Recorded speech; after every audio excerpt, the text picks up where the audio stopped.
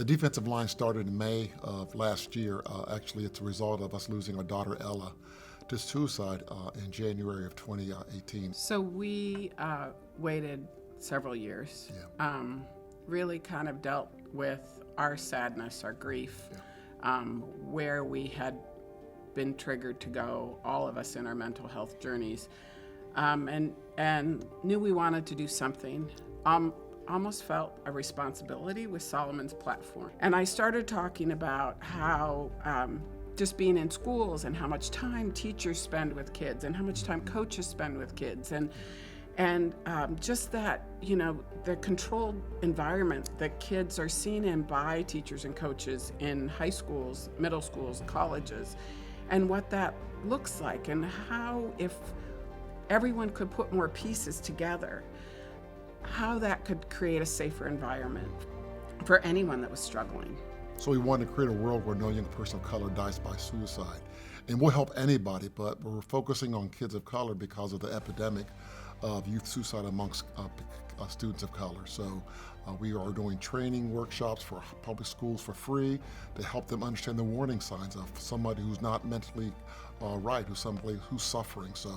And we want to transform the way we communicate and connect about mental health. So we've been in about 30 plus schools doing trainings to help reduce suicide, to help people understand the warning signs, and to help teachers understand how to put together an action plan to save lives, because we think if we would have seen this for Ella, that it could have made a difference. So we want to turn our mess into a message and help save lives. Growing up, Solomon was obviously the guy in Coppell. He was kind of the first one that really made it to the NFL from, being a Coppell kid, going into middle schools, graduating from high school, and, being that third overall pick. And his mom was actually my high jump coach in the 8th grade. And so I got a chance to, talk to Solomon anytime he would have an early release day. He would come back to North and, walk the halls, hang out with his mom. He's a big mama's boy. And so just getting the opportunity to just foster that relationship with him. When we were here in May, being able to talk to the coaches, about 200 coaches, to talk about, the importance of preventing suicide, and then for them to see Solomon and Coach Shaw talk about their journey of mental wellness and how it's okay to be vulnerable as an athlete and to open up, in particular if you're a man, particularly if you're a black male, to say it's okay to not be okay and to have a conversation about, hey, I'm not doing okay, I need some help, and raising your hand and getting that permission to get the help you need.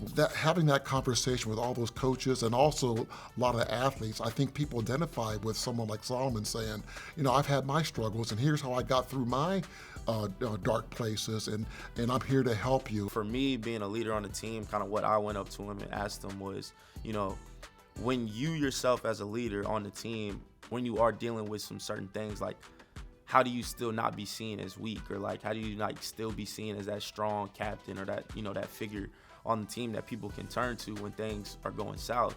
And what he told me was, bro, like, you gonna have those days. Like, nobody's Superman. Like, me being in touch with, like, okay, like, it's okay, John, to actually tell people what's going on, to actually tell people how you feel in this certain situation, is definitely something that I feel like has definitely been overlooked. For, obviously that's just kind of how, society has looked at men, that you got to be strong, you got to be tough. But to me, I feel like real strength is being real enough with yourself and vulnerable with yourself, that you don't care what other people think, that you're going to eliminate those stereotypes and that stigma. And, Solomon and the defensive line has definitely just opened that avenue up for myself. Making sure we practice mental hygiene on a daily basis, like brushing our teeth. It's preventative, it's hopeful, it's making sure that we do all the things that are necessary to keep people here alive. And like Martha said, normalizing the conversation by saying it's okay to talk about your issues, your concerns, and have compassionate listening. And knowing that if you ask the person or think about dying by suicide, there's no data that says that person's going to die by suicide. In fact, it does the exact opposite. It talks about how important you feel that person is, how much compassion and empathy you have, that you're just listening to them and working with them to making sure that they stay alive. Make sure we leverage each other's platform to talk about it and raise the awareness and support each other, and to do it on a regular daily basis. So the Pac-12, the Big Ten, SEC, the NCAA, NFL, National Basketball Association, we're all leveraging each platform to talk about it on a regular and daily basis so we save lives.